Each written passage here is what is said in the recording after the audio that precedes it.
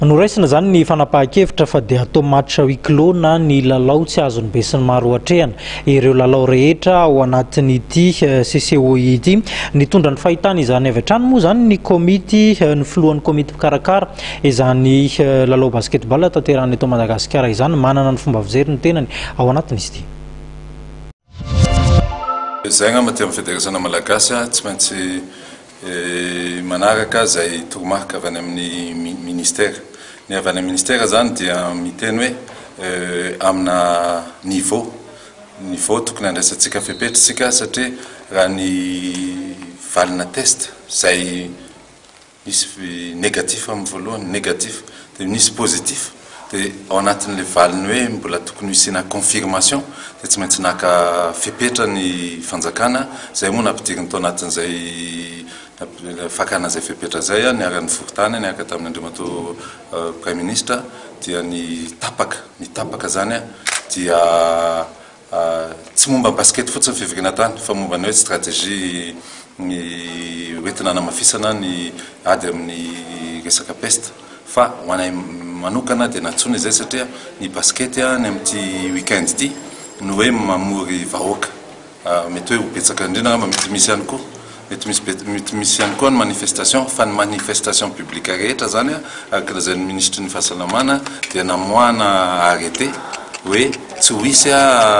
jusqu'à nouvel ordre zany hoe mpandrapatonga ny fepetra hafa ho raisina indray tafiditra atao anatin'izay ny basket fa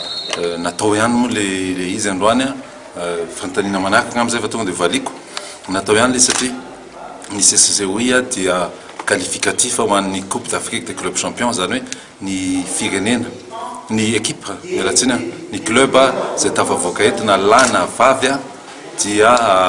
isolitena ny faritra ny Océan Indien any amin'ny Coupe d'Afrique des clubs champions zany hoe ny antony andefasana an'izy io zany dia ny afahantsika maka an'le équipe mahafantatra l'équipe hoe iza ny isolitena atsika io moa zany qualification dommage hoe tsisy pijery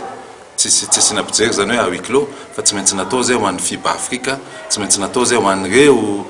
club zay efa tonga eto zay miandratra fandresena mba isolitena ny faritra dia zay no hoe tsy maintsy nandraisana zay fepetra zay hoe à huis clos. Nenay ny fantatray dia ny fandraisana andraikitra atao anatin'ny fédération atao anatin'ity toerana ity zay manana technicien ara-pahasalamana miara-miasa ihany koa ministèren'ny fahasalamana rehefa misy ny zavatra mety hoe mampiayay mety misy fandraisany aminay na dia hoe tsy mivantana ary satria